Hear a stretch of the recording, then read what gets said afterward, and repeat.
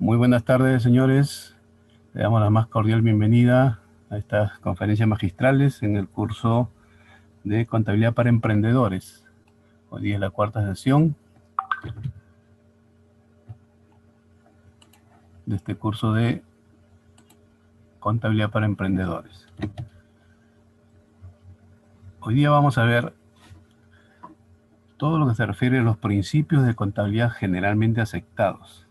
Y hemos visto en sesiones anteriores, ¿no?, todo sobre la empresa.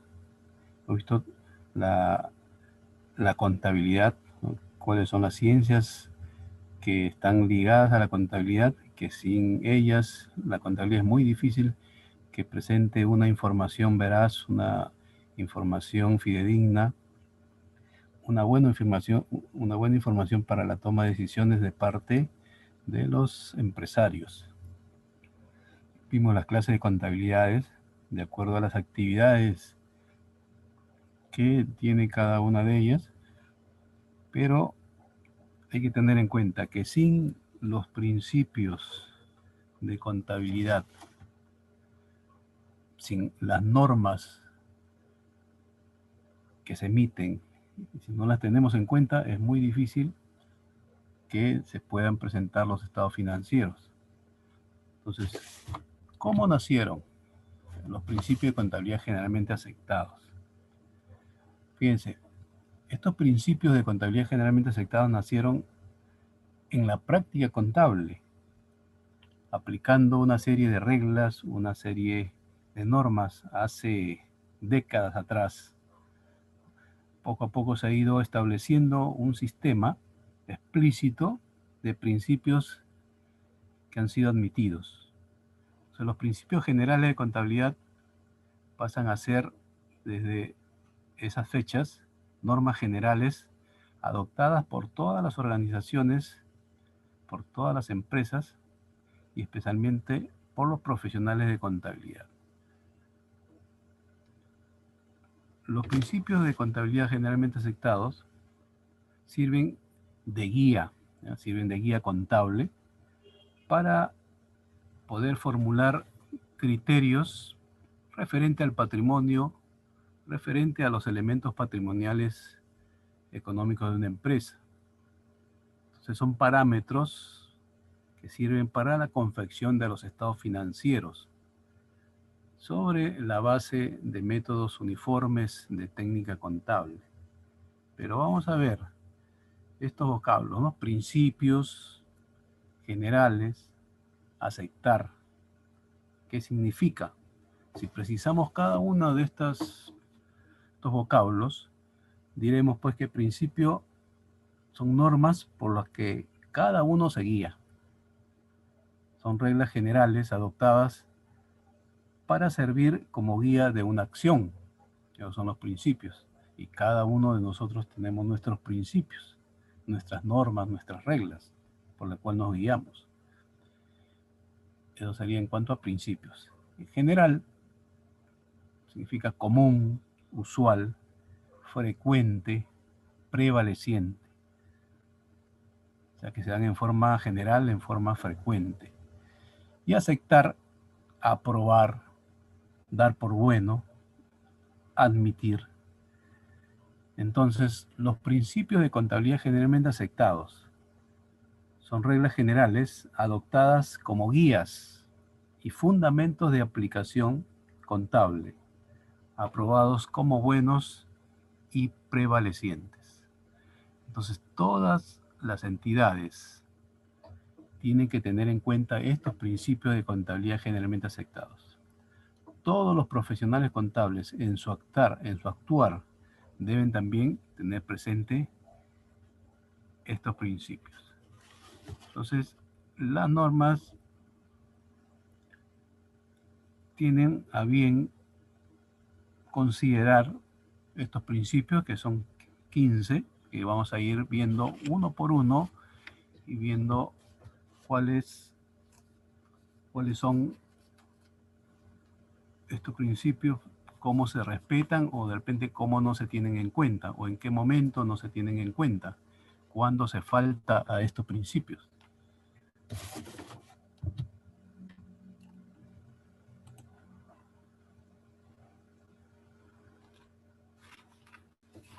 Entonces ya dijimos que, ¿por qué se le denomina principio de contabilidad generalmente aceptado? ¿No? Porque tenemos en cuenta los principios, las normas que nos guían a cada uno, general porque es de uso común y aceptar porque ha sido aprobado, ha sido admitido. El primer principio que debemos tener en cuenta es la equidad. ¿Qué nos dice este principio en la contabilidad? Fíjense, y todos tenemos que tener presentes, ¿no? El empresario, el profesional contable, todos debemos tener presente este principio, la equidad. ¿No? ¿Qué nos dice este principio? Que entre intereses opuestos, o sea, el interés personal y el de la empresa, no debe afectar el actuar de los profesionales contables, o sea, los contadores. Se debe reflejar los estados financieros y reflejar las operaciones de manera equitativa. Entonces, la equidad entre intereses opuestos debe ser una preocupación constante en contabilidad. Por ejemplo, el gerente de la empresa le pide al contador, ¿no?, que rebaje el IGB en un 50%. Entonces, el contador decide comprar facturas, fíjense entre comillas, comprar facturas para bajar el IGB. Entonces, con este actuar, estamos violando este principio de equidad. Entonces, ¿cómo respetamos este principio? Con el mismo ejemplo, el gerente le pide al contador que rebaje el IGB en un 50%, pero entonces aquí entra ya la equidad, ¿no? El contador le explica que no es posible porque es muy riesgoso. Si la SUNAT nos realiza o nos practica una auditoría, nos va a aplicar una multa en la cual será imposible pagarla. Además, que no se estaría declarando actividades reales de la entidad. Entonces, fíjense, este principio muy importante para tener en cuenta en la información contable, en los estados financieros, para los empresarios, para los profesionales contables. La equidad. También este principio de equidad se tiene en cuenta cuando hay una empresa, una persona jurídica. Por ejemplo, en este caso hay 3 socios, César, Manuel y Carlos. Dice que César tiene el 45% de las acciones, Manuel el 35% y Carlos el 20%. Cuando llega al final del periodo, al final del año, se van a repartir utilidades. Esta dice que ascienden a 100. César recibe 45, Manuel 35 y Carlos 20. O sea, que se están repartiendo las utilidades estos accionistas en forma equitativa, de acuerdo al aporte que han dado, de acuerdo a la inversión que han dado en la empresa. Si yo, en este caso César, ¿no?, ha aportado el 45% de las acciones, es lógico que en el momento de distribuir las utilidades también le corresponda el 45%. Manuel, que dio el 35%, le corresponde el 35% de las utilidades. Y Carlos el 20%, también 20% de las utilidades. Es lo más equitativo que puede haber en cuanto a distribución de utilidades. Y están respetando el principio de equidad.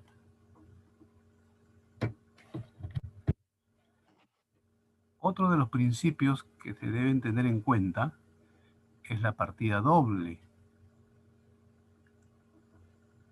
el principio que define que la empresa debe expresar los hechos económicos, los hechos jurídicos. ¿En base a qué? En base a la ecuación contable, que es el registro de los cambios en el activo y en el pasivo. Este principio, ¿qué nos dice?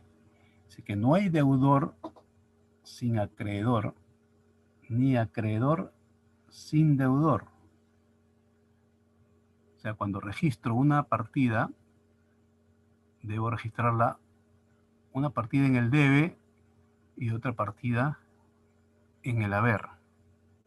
Por ejemplo, si tenemos un pago a un proveedor en efectivo, entonces, ¿cuál sería la cuenta deudora o la cuenta que va en el debe? Lo que ingresa o lo que se recibe. O sea, ¿quién recibe el dinero? El proveedor. Va en la cuenta deudora. Y a cambio, ¿qué sale? Yo estoy pagando al proveedor en efectivo, entonces saldrá el dinero, saldrá el efectivo. Entonces ya estoy registrando la partida doble. Tiene que haber una cuenta deudora, una cuenta acreedora, una cuenta en el debe y una cuenta en el haber. Entonces, por raciocinio, entonces, en esta operación se está pagando, ¿no? Todo pago es salida de dinero, ojo, todo pago es salida de dinero. ¿Y a quién se le dio el dinero? ¿Quién recibió el dinero? El proveedor. Otro ejemplo podemos dar de partida doble. La entidad X pacta con un proveedor que va a adquirir mercaderías por el precio de 30.000 y le pide que emita la factura por el precio verdadero, pero él solo cancela los 20.000 y posteriormente esa sería la operación total. No hay cuentas por cobrar.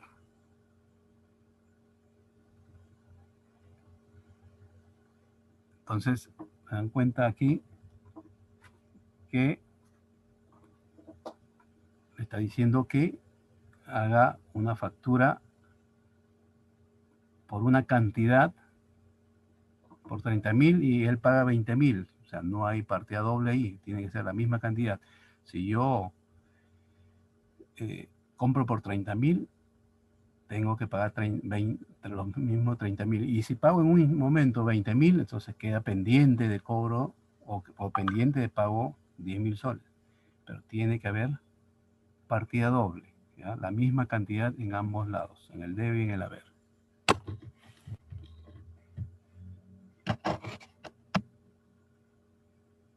Ente, que es otra de los principios que se deben tener en cuenta. El ente. ¿Qué nos dice sobre el ente?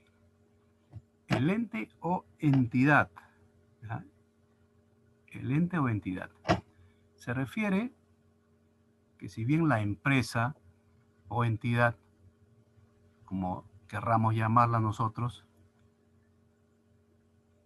existe por la creación y decisión de una persona, puede ser natural o puede ser una persona jurídica. Y hemos visto quién es una persona natural con un negocio, que es una empresa unipersonal. Una persona jurídica es una sociedad. Puede ser una sociedad anónima, puede ser una sociedad de responsabilidad limitada. Entonces, este principio establece que la persona viene a ser algo subjetivo, es decir, considerado como un tercero. El fin de este principio radica que son independientes para no perjudicar el patrimonio de la empresa. Por ejemplo, ¿no? El socio de una entidad, de una empresa, le pide al contador que registre sus gastos personales a nombre de la empresa. ¿Qué pasa? Que ahí estamos violando el principio. Por una parte, no se pueden registrar gastos que no son del giro del negocio. Los gastos personales no se pueden registrar en la empresa. Entonces, ¿cómo hago que se respete este principio? El socio de la entidad de la empresa le pide al contador que registre sus gastos personales, ¿ya?, para pagar menos impuestos. El contador dice que no podrá registrar ningún comprobante por concepto de gastos personales, porque no son del giro del negocio.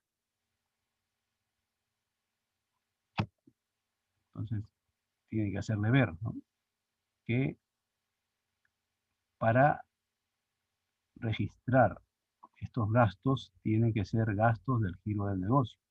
Gastos personales de ninguna manera, porque lo pueden de repente hacer en el momento, pero posteriormente la SUNAT continuamente supervisa, hace auditorías, fiscaliza y se van a dar cuenta de que son gastos que no corresponden a la empresa, que son gastos personales de alguna persona, de un socio, de un accionista.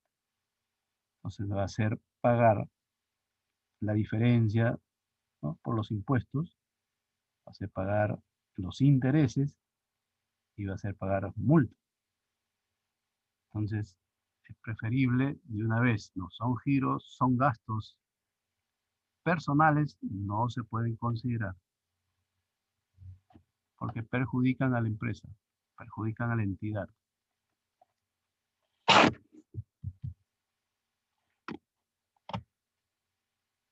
Hay un caso también de ente que nos dice que el señor Juan Carlos Sánchez es dueño de una bodega, es dueño de una peluquería y de una carnicería, las cuales en conjunto venden un promedio de 4.000 soles mensuales. Debido a ello busca la asesoría de un contador y le menciona que no sabe exactamente si está ganando o perdiendo dinero con alguno de sus negocios. Entonces, el contador confeccionará los estados financieros de todas las empresas y le mostrará cada una como un negocio independiente. Entonces, el profesional que contrató al señor Sánchez regresa a los 20 días después de haber recopilado la información respectiva y le presenta 3 juegos de estados financieros. Uno por la bodega, otra por la peluquería y otra por la carnicería. Al mostrarle dicho informe, el señor Sánchez da cuenta que en el negocio de carnes estaba obteniendo pérdidas importantes. Fíjense, son entidades, son empresas, aunque sea el mismo dueño, son empresas diferentes. En algunas puede ganar bien, pero en otras puede estar perdiendo. Y si junta todo, no va a saber en qué empresa está ganando y qué empresa está perdiendo. Entonces, si individualiza cada una de las empresas como debe ser, entonces va a tener la información y tratar de corregir estas deficiencias que puedan tener y tomar la mejor decisión del caso. Otro de los principios son los bienes económicos. Los bienes económicos. Cuando se elaboran los estados financieros, o sea, la información contable de una empresa, se refiere siempre a bienes económicos, materiales e inmateriales, que en su conjunto van a ser llamados bienes económicos, porque estos son susceptibles de ser valuados en términos monetarios, es decir, darles valor económico.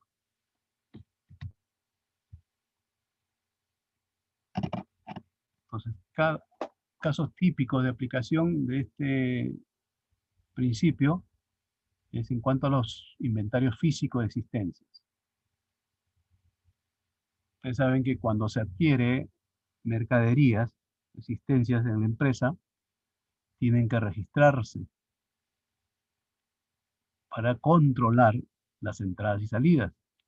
Entonces hay una tarjeta que se llama CARDEX o libro de almacén, donde se controla físicamente el producto y se registra el ingreso o salida del producto en un determinado momento.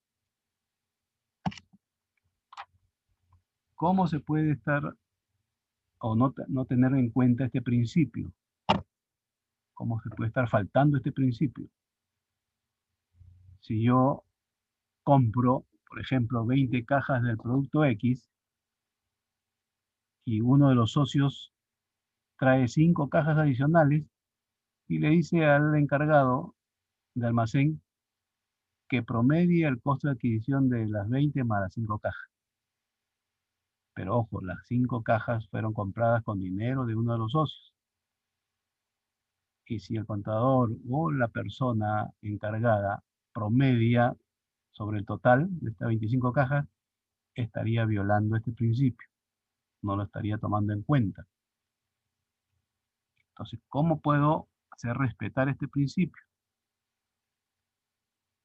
Que cuando adquiera las cajas de materiales, por ejemplo, 15 cajas, y si uno de los socios o de los dueños dice que promedie con otros existentes, entonces ahí sí, porque se está comprando 15 cajas de materiales y hay existentes que se compraron anteriormente, entonces se va a promediar, ¿no? Y aquí es uno de los métodos, es el método de promedio ponderado. Así se puede. Pero si es con dinero de la empresa, ojo, si es con dinero de otras personas, no se puede promediar, si no se estaría violando este principio. Moneda común denominador. Otro de los principios que debemos tener en cuenta. ¿Qué establece este principio? Que en la contabilidad se debe utilizar la moneda del país en donde se encuentra la empresa. Nosotros estamos en Perú, entonces debemos utilizar la moneda oficial. En este caso es el sol, ¿no es cierto? El sol. Entonces los estados financieros deben preparar con la moneda peruana. La información contable, realizarla con la moneda peruana. Todas las transacciones económicas, convertirlas a moneda peruana, porque hay casos de que hay operaciones en dólares. Ustedes nos están preguntando eso, ¿y qué hacemos con las operaciones y nos venden productos en dólares? Al tipo de cambio de la fecha y se convierte en soles. Entonces, al convertirse en soles, ya podemos nosotros registrar estas operaciones en nuestra contabilidad. Ahora, ¿cómo se viola este principio de moneda común denominador? Si elaboramos los estados financieros de una empresa en dólares y sabiendo que la empresa se encuentra ubicada en el Perú. Entonces, ahí estaríamos faltando este principio. Entonces, ¿cómo respetamos este principio? Elaborando los estados financieros, preparando la información contable en moneda peruana.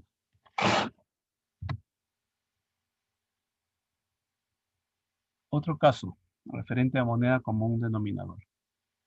Dice que el 31 de octubre de 2020 la empresa Grupo 5 SAP ha adquirido mercadería por la suma de $1000, cancelados en efectivo. El tipo de cambio a la fecha de adquisición fue de 3.50. ¿Qué valor deberá mostrarse en la cuenta mercadería? Consideremos que ha sido el único movimiento durante el mes de enero.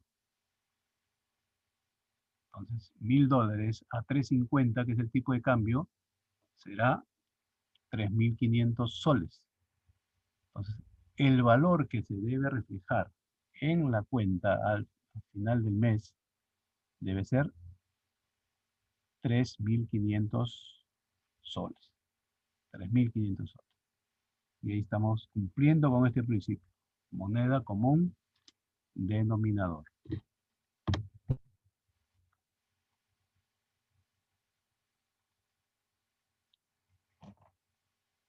Empresa en marcha. Otro de los principios. Entonces, se presume que toda empresa, al presentar sus estados financieros, debe ser una empresa que esté en actividad, ¿no? Que realice actividades por un tiempo indefinido. Entonces, ¿cómo no se tiene en cuenta este principio? Cuando una empresa muestra en sus estados financieros, en su balance, costos con valor de mercado y no con el valor de adquisición de la empresa. Entonces, ¿cómo respetamos este principio? Considerando al valor de adquisición de los bienes y servicios que tiene la empresa.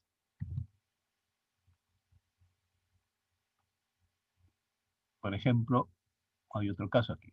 La empresa XY, Casa Editorial, mostrará en sus estados financieros, empresa en marcha, en el rubro de productos en proceso, el valor del papel cortado, que es la materia prima, de una determinada obra a un costo que incluye la mano de obra y los gastos indirectos de fabricación, como son energía, depreciación, etc.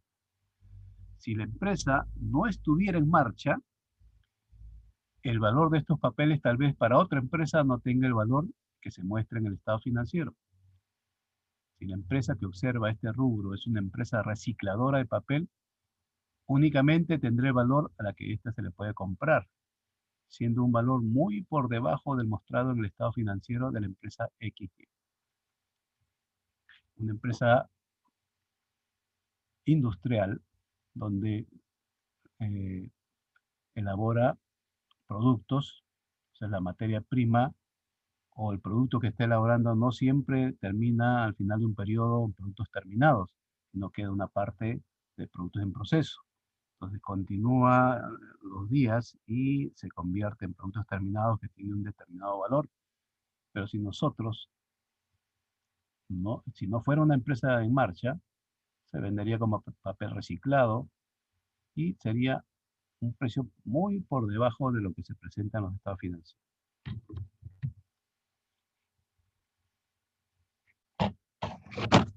Otro de los principios importantes y que se deben tener en cuenta en las empresas, especialmente los contadores,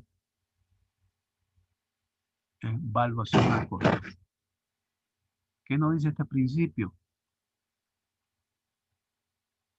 Establece que los bienes, ya sean como activos fijos, cuando hablamos de activo fijo, quiere decir que los inmuebles, la maquinaria, los equipos que la empresa utiliza para generar ingresos, o si sea una empresa industrial, entonces esas maquinarias, esas unidades de transporte, esos muebles, esos equipos, los utiliza para la producción. Entonces, si hay transformación o venta de los mismos, estos productos que se adquieren deben ser evaluados al costo de adquisición o al costo de producción,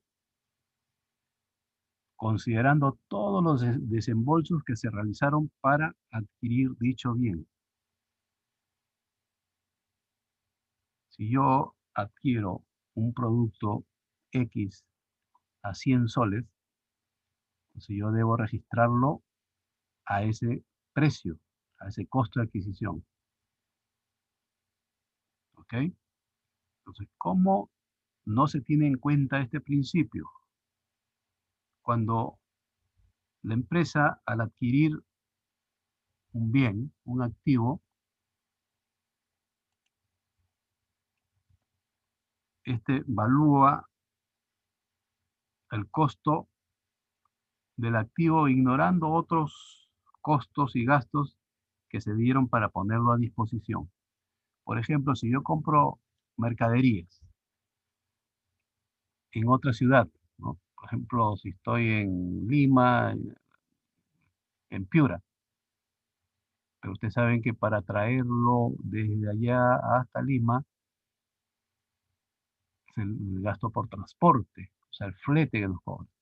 Entonces nosotros debemos adicionar a ese flete, que son los gastos vinculados con las compras, en el costo de adquisición o en el costo de producción, sea el caso de una empresa comercial o una empresa industrial. Entonces, estoy respetando el principio cuando al adquirir un activo, este activo lo considero con el costo del activo más todos los gastos y costos que se han hecho para ponerlo a disposición, ¿no? Puede ser la instalación, puede ser el flete, etc. Entonces sería este principio, valuación al costo. Valuación al costo. Otro ejemplo. Una empresa produce cajas con tapa de polipropileno de 40 centímetros cuadrados, las cuales vende a 2 soles la unidad y el costo de producción es de 80 céntimos. ¿Qué importe registrará como coste de ventas? Esta mercadería se registrará en libros no al valor de venta, sino al valor de producción, que es de 80 céntimos. Entonces, valor de producción. Porque el valor de venta, ahí hay ganancia, y no se puede considerar como ingreso, sí, como venta, pero no al costo de producción.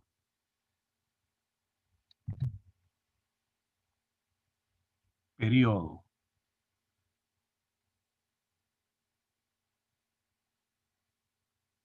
Cuando se preparan, cuando se prepara la información, cuando se preparan los estados financieros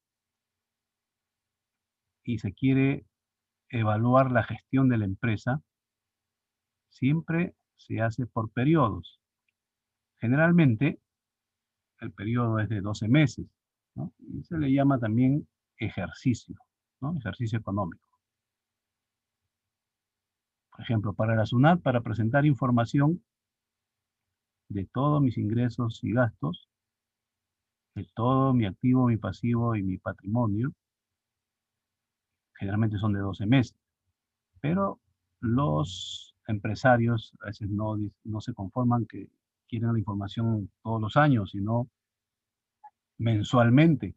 Hay empresas grandes que todos los meses se preparan la información, o bimestral, o puede ser trimestral, cuatrimestral, puede ser semestral. Entonces, vamos a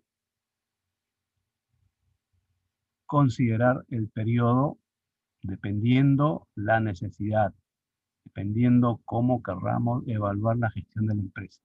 Si es mensual, o cada mes, trimestral cada 3 meses, semestral cada 6 meses, o como quiera SUNAT, una vez al año, ¿no?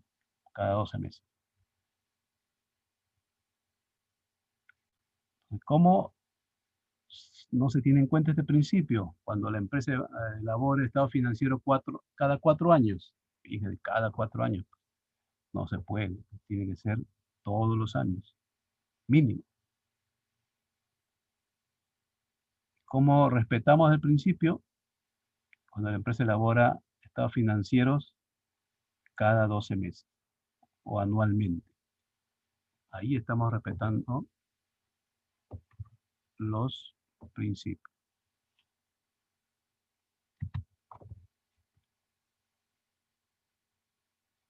El periodo contable comprende de 1 de enero al 31 de diciembre de cada año. ¿Cuál es la finalidad de este tiempo? Para conocer el resultado, ¿no? O se pierde o se gana. Y verificar los cambios que han habido durante estos 12 meses. Entonces se tiene en cuenta este principio de periodo. Devengado, que establece este principio de devengado, que los ingresos o gastos deben registrarse en la fecha en que ocurren, ¿ya? En la fecha en que ocurren. Por ejemplo, si yo vendo ahora el mes de octubre, ¿no? Vendí 1.000 soles de mercadería en octubre, ¿ya? Emití mi comprobante de pago, pero lo vendí al crédito. Ojo, ¿ah? Lo vendí al crédito. Entonces no recibí dinero en octubre. Recién me van a pagar en noviembre. Entonces, cuando toque momento de declarar a la SUNAT mis ingresos, yo no voy a decir, como no me ha pagado este señor en octubre, sino en noviembre, yo considero estos ingresos en noviembre. No, ¿qué dice el principio de vengado? Cuando ocurre, debe registrarse en la fecha en que ocurre la operación, porque todas las empresas no siempre se venden al contado, ¿no? Hay empresas que dan al crédito 30, 45, 60, 90 días. Entonces, yo la vendí. Es política de la empresa vender al crédito, entonces tengo que registrar la venta en el mes que ha ocurrido, en octubre. Ya en noviembre registraré el pago o la cobranza, pero tengo que registrar en el mes que ocurre esta operación.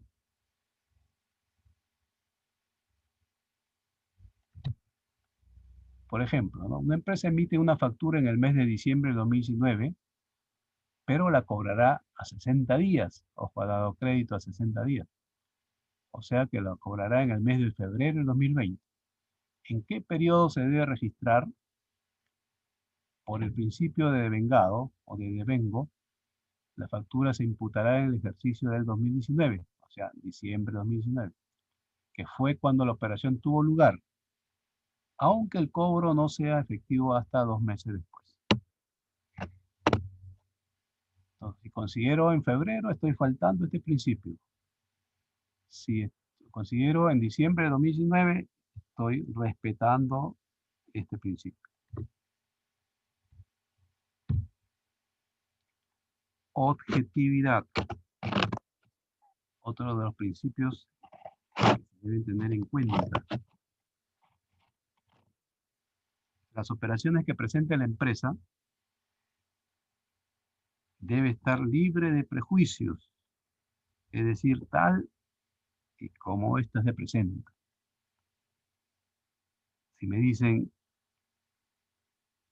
liquida los impuestos,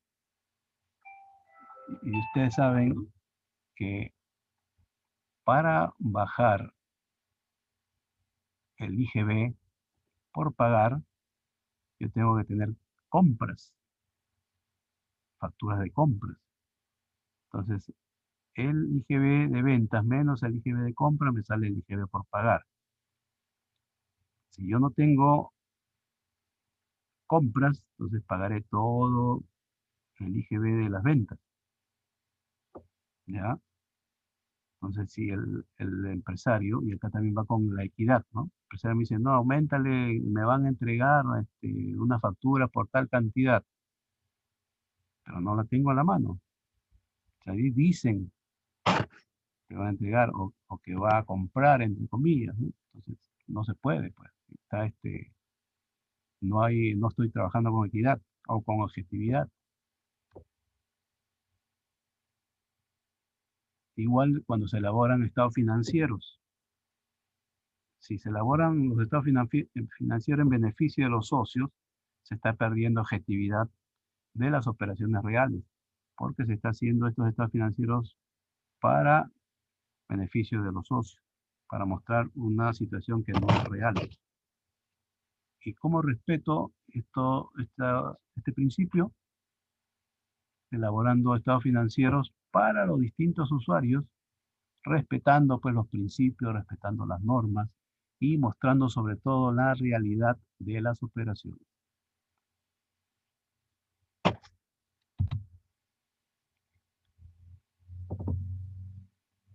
día 29 de agosto se compran 10 acciones a 10.000. Sin embargo, al finalizar el mes de octubre, sus acciones solo valen 8.000. Pero se espera que al terminar el año cuesten 12.000. Por lo tanto, dice, para tener un registro objetivo, se deben hacer algunos ajustes en la contabilidad y registrarlos a tiempo. Entonces, tenemos que registrarlos de acuerdo a cómo lo hemos comprado. Así varía el precio, aumente o disminuye, pero ya yo lo compré a un determinado precio y ese importe debe figurar porque hay un documento de por medio, trabajando con objetividad. Realización.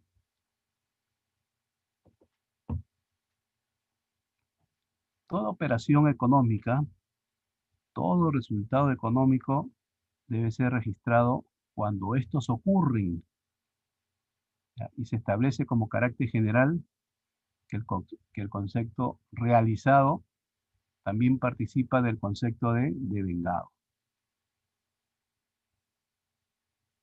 No, por lo que me dicen, te voy a comprar 100.000 soles de mercaderías,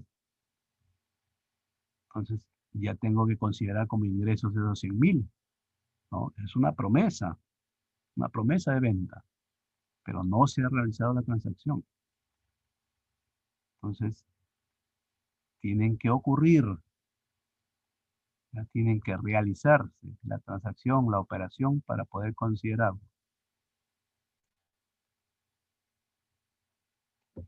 ¿Ya? Entonces hay que tener en cuenta eso.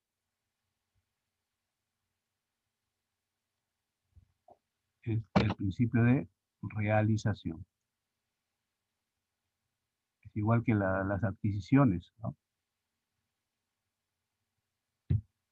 Compra, pero no hay comprobante de pago. ¿Cómo?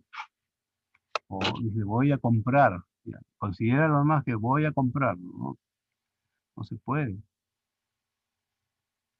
Tiene que estar realizada la operación. Hay un caso. El 30 de diciembre de 2019, la empresa del Gato SAP, distribuidora de productos de consumo masivo, recibió una llamada telefónica del interior del país de parte de la empresa El Minerito SAP, solicitándole la cantidad de 1.000 cajas de conservas para su campamento minero, ubicado en la Sierra de Junín. La compañía minera necesita dichas conservas para el 5 de enero de 2020. El vendedor observa en su almacén y recuerda que recién el 4 de enero del 2020 va a llegar un lote de 2.000 cajas, con lo cual podría satisfacer dicho pedido. Entonces, no podemos registrar en diciembre, porque ahí recién se está solicitando, pero la operación está realizando ya el siguiente mes. Entonces, cuando se completen esta solicitud, este pedido de estas cajas de conservas, recién allí considerar la compra o la venta.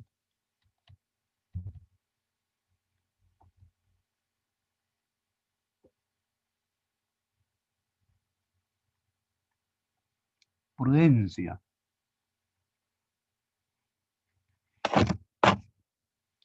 Este principio se puede expresar diciendo lo siguiente, ¿no? Contabilizar todas las pérdidas cuando se conocen y las ganancias solo cuando se hayan realizado. Entonces el contador tiene dos o más opciones contables para poder aplicar y se debe optar por el menor. Esto quiere decir pues que se debe revelar un menor valor del activo y no generar utilidades de la empresa. ¿Cómo no se tiene en cuenta este principio? Por ejemplo, si se va a adquirir mercaderías y el contador promedia con la mercadería existente en inventario, fíjense, si no se ha realizado la compra, ni recibió la mercadería, no se puede promediar. Entonces hay que ser prudente en este sentido, ¿no? Tiene que estar realizado la operación. Entonces, ¿cuándo se respeta este principio? Cuando el contador no promedia al momento de vender con la mercadería que se va a recibir, ya que esta operación aún no se ha realizado. Estamos teniendo en cuenta el principio de prudencia.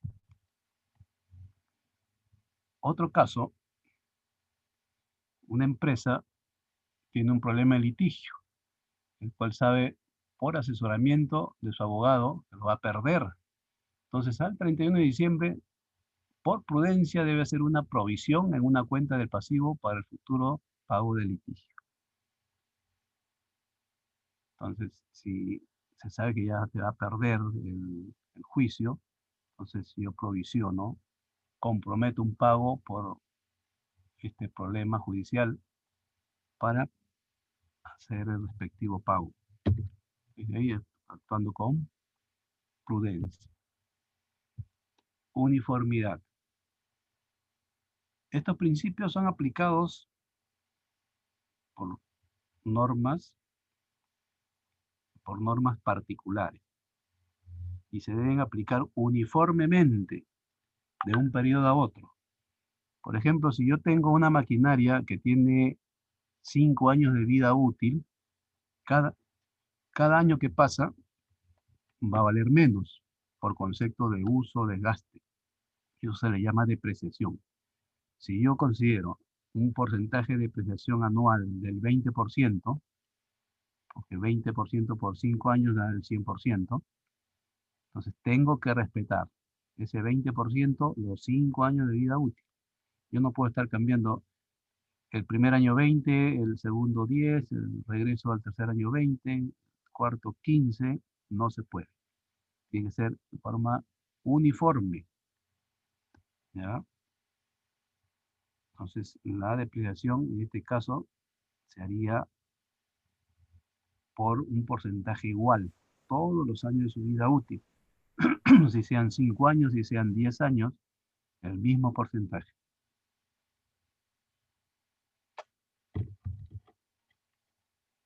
Entonces, si la empresa viene utilizando un sistema de inventario periódico para evaluar la existencia de almacén, podrá cambiarlo a un sistema de inventario perpetuo siempre que las circunstancias lo motiven y lo justifiquen.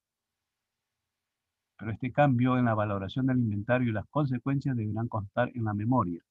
Generalmente sugiere que sean anualmente, periodo por periodo. Significación o importancia relativa. También se le conoce como el principio de materialidad, para que no existan pues distorsiones, que se debe aplicar el mejor criterio, teniendo en cuenta el efecto relativo en el activo, pasivo y patrimonio. El primer día útil del año comienzo con un saldo del activo, pasivo y patrimonio, y al final del año va a haber otro, porque hay una serie de movimientos, una serie de operaciones que se dan a lo largo del año. Entonces, cuando no tengo en cuenta este principio, por ejemplo, en este caso, una empresa minera que no posee política medioambiental y este hecho no es presentado en los informes contables, estaría arriesgando su capacidad de continuidad de producción u operación. Es así que esta información, siendo relevante para la toma de decisiones, tanto para los directivos y gerentes, no deberá ser omitida. Entonces, estas empresas mineras tienen que tener políticas medioambientales y tienen que darla a conocer en la información contable, ¿no? En todos los periodos o en el periodo que está elaborando los estados financieros, debe darla a conocer, porque ahí estaría arriesgando pues su continuidad, sea de producción o de alguna operación o de las operaciones que se den a diario.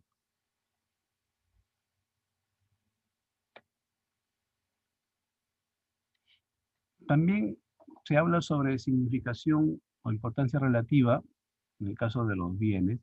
Cuando una empresa aplica depreciación a los lápices, a los cuadernos, a los bienes de un pequeño valor que no amerite una depreciación.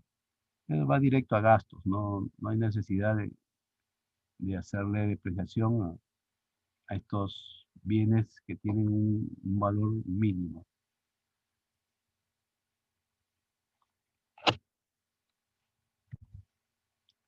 Exposición.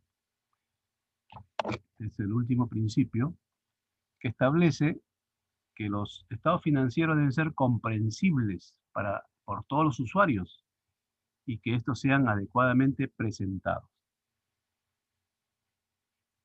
Entonces, se deben tener en cuenta que para una mejor comprensión se deben presentar los estados financieros de forma comprensible, que todos los usuarios lo entiendan en un lenguaje contable sencillo, para que los usuarios que son los gerentes, los dueños, los clientes, los proveedores, las empresas, lo puedan comprender.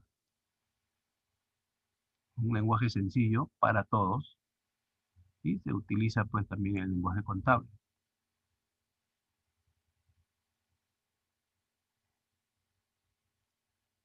Claro que no todos tienen conocimiento de contabilidad, algunos lo van a comprender, ¿no? Por ejemplo, tienen que saber qué es el activo, el pasivo, el patrimonio. Pero ¿quiénes lo saben? Lo saben los gerentes, ¿no? Los dueños, las entidades, las empresas, los bancos, los proveedores, tienen conocimiento de esto. Entonces, este principio debe ser comprensible cuando se presenten los estados financieros y que lo puedan entender los usuarios en general. Todas las empresas deben tener en cuenta estos principios de contabilidad generalmente aceptados.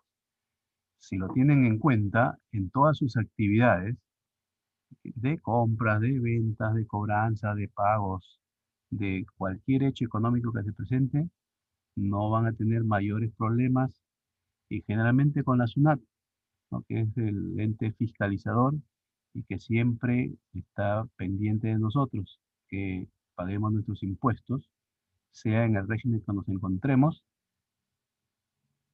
Entonces, respetando estos principios, no va a haber problemas. Cualquier empresa que sea una empresa unipersonal, sea una empresa jurídica, no se va a tener problemas. Muy bien, entonces esta sesión culminado y hay una evaluación que se le va a hacer llegar de este tema y ya nos veremos en una próxima sesión.